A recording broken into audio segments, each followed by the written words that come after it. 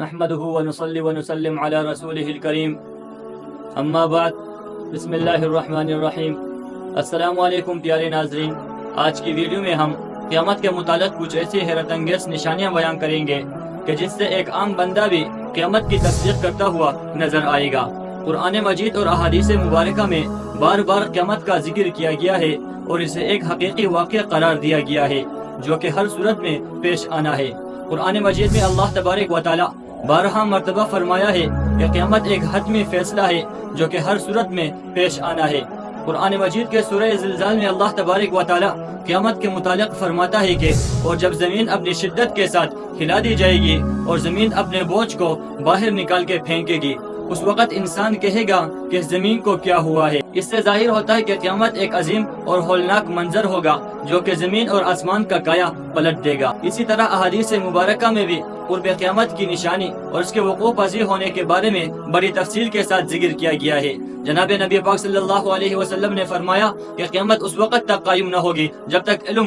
اٹھا نہ لیا جائے اور جب تک وقت قریب نہ ہو جائے اور زلزلے زیادہ نہ ہو جائے اور تمہارے نزدیک مال کی کثرت زیادہ نہ ہو جائے۔ ناظرین، اسی طرح دیگر مذہبی کتب میں بھی قیامت کے متعلق مختلف علامات کا ذکر ہے۔ ان میں سے سب سے پہلی جو علامت ہے وہ ہے جناب محمد الرسول اللہ صلی اللہ علیہ وسلم کی تشریف آوری اور آپ صلی اللہ علیہ وسلم کی وفات ہے۔ پچھلی آسمانی کتابوں میں آپ صلی اللہ علیہ وسلم کا لقب نبی الساعہ لکھا ہے جس کا معنی ہے قیامت کا نبی، یعنی نبی پاک صلی اللہ علیہ وسلم وہ آخری نبی ہوں گے کہ جن کی امت پر قیامت قائم ہوگی۔ حضور پاک صلی اللہ علیہ وسلم نے فرمایا کہ قیامت قائم ہونے سے پہلے اولاد نافرمان ہوں گے، بیٹیاں تک ماں کی نافرمانی کرنے لگیں گے، دوست کو اپنا اور باپ کو پرایا سمجھا جانے لگے گا، علم اٹھ جائے گا، جہالت عام ہو جائے گی اور دین کا علم لوگ دنیا کمانے کے لیے حاصل کریں گے، نااہل لوگ امیر اور حاکم بن جائیں گے، ہر قسم کے معاملات، عہدے اور مناصب نااہل لوگوں کے سپرد ہو جائیں گے، جو جس کام کا لائق نہ ہو وہ کام اس کے سپرد ہو جائیں گے، لوگ برے اور ظالم لوگوں کی تعظیم اسی وجہ سے کریں گے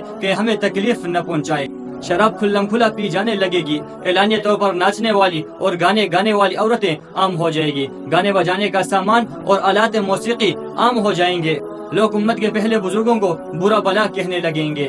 جھوٹ عام پھیل جائے گا اور جھوٹ بولنا کمال سمجھا جانے لگے گا، لوگ امانت کے طور پر رگوائی جانے والی چیزوں کو اپنی ذاتی ملکیت سمجھنے لگیں گے، ملک کے حاکم اور امیر ملک کے دولت کو اپنی ذاتی دولت سمجھنے لگیں گے، نیک لوگوں کے بجائے بدکار قسم کے لوگ اپنے علاقے اور قبیلے کے سردار بن جائیں گے۔ ناظرین، اگر آج کل دیکھا جائے تو یہ سب علامتیں پوری طرح موجود ہیں۔ ناظرین، حضور پاک صلی اللہ علیہ وسلم نے قیامت کی نشانی بتاتے ہوئے فرمایا کہ قیامت کے قریب زمانے میں ظلم و ستم عام ہو جائے گا، ایمان سمٹ کر مدینہ منورہ کی طرف چلا جائے گا، جیسے سام سکڑ کر اپنے بل کی طرف چلا جاتا ہے، ویسے حالات پیدا ہو جائیں گے کہ ایمان پر قائم رہنے والوں کی حالت ایسی ہوگی جیسے انگار کو ہاتھ میں پکڑنے والوں کی ہوتی ہے، ماں کی نافرمانی اور بیوی کی فرمان برداری شروع ہو جائے گی، عورتیں زیادہ اور مرد کم ہو جائیں گے، یہاں تک کہ ایک مرد 50 عورتوں کا نگران ہوگا، بدکاری اور زناکاری عام ہو جائے گی، حتیٰ کہ حضور پاک صلی اللہ علیہ وسلم نے فرمایا کہ قیامت کے قریب زمانے میں لوگ اپنی بیویوں کے ساتھ زنا کریں گے۔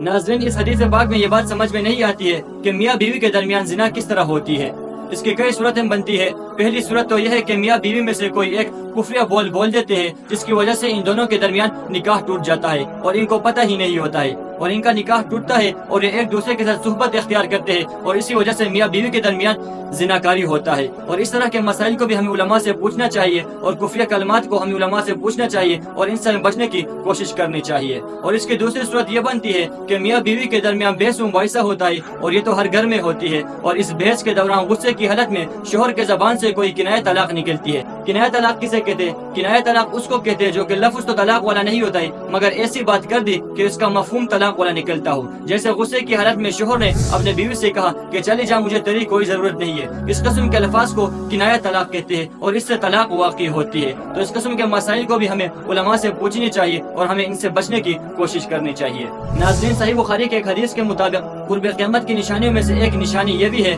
کہ اقتدار غلط لوگوں کے ہاتھوں میں دیا جائے گا۔ اس حدیث کے مطابق علماء نے لکھا ہے کہ دنیا بھر کے ممالک کے حکمرانوں کی طرف اگر دیکھا جائے تو یہ نشانی بھی پوری ہو چکی ہے۔ صحیح بخاری میں ایک اور حدیث بیان ہوئی ہے کہ قرب قیامت کے متعلق کہ قیامت کے قریب زمانے میں لوگ बुलंद बाला इमारत बनाने में एक दूसरे पर सबकत ले जाने की कोशिश करेंगे। आजकल अगर देखा जाए तो वही दौर शुरू हो चुका है कि दुनिया भर में बुलंद बाला इमारतें खड़ी हो चुकी है, और जिस मुल्क के अंदर सबसे बुलंद बाला इमारत मौजूद हो वहाँ के हुक्मरान और शहरी उसे फख्र का सबब समझते हैं। रियाद शहर के अंदर ऊंचे इमारत का मुकाबला ही अपने उरूज को पहुँच गया है, और दुबई में बुर्ज खलीफा दुनिया की सबसे बुलंद तरीन इमारत बन चुकी है। नाज़रीन, अर्ज करने का मकसद सिर्फ ये है कि आक़ाए दो जहान सल्लल्लाहु अलैहि वसल्लम ने जो फरमाया था वो निशानी आज पूरी हो चुकी है। नाज़रीन, क़ुर्ब क़यामत की एक निशानी ये भी है कि क़यामत के करीब ज़माने में आप सल्लल्लाहु अलैहि वसल्लम की उम्मत में से 30 बड़े बड़े कज़्ज़ाब और दज्जाल आएंगे जो कि हर एक नबूवत का दावा करेगा। हालांकि नबी पाक सल्लल्लाहु अलैहि वसल्लम आखिरी नबी है, आप सल्लल्लाहु अलैहि वसल्लम के बाद कोई नबी नहीं आएगा।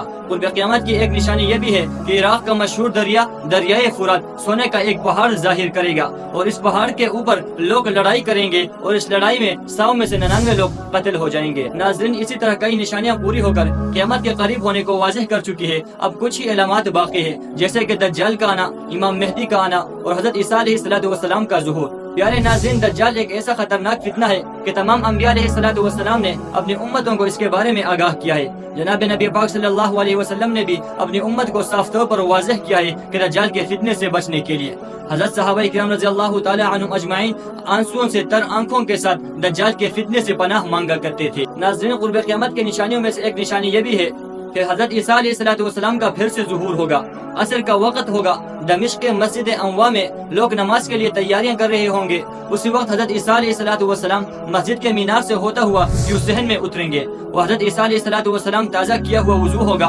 और उसके बाजुओं से पानी के क़ित्रे टपक रहे होंगे, और हज़रत ईसा अलैहिस्सलाम इमाम मेहदी की इमामत में नमाज अदा करेंगे, और हज़रत ईसा अलैहिस्सलाम की तदबीह में कई ईसाई मुसलमानों के साथ शरीक होंगे। नाज़रीन, क़ुर्ब क़यामत की निशानियों के मुताबिक दज्जाल को हज़रत ईसा अलैहिस्सलाम फ़लस्तीन में कत्ल करेंगे, और फ़लस्तीन में यहूदी अपने मसीहा को फरार करने के लिए एक एयरपोर्ट तैयार किया है, और इस एयरपोर्ट में दुनिया का सबसे तेज तरीन तैयारा मौजूद है, और इस तैयारे के ऊपर KFR लिखा है, यानी काफिर लिखा हुआ है। याद रहे कि दज्जाल के माथे पर भी काफारा तहरीर होगा, यानी काफिर लिखा हुआ होगा। नाज़रीन, ये थे क़ुर्ब क़यामत की निशानियां। अल्लाह तबारक व तआला हम सब को दज्जाल के फितने से महफूज रखे। व आखिरु दावाना अनिल हम्दुलिल्लाहि रब्बिल आलमीन।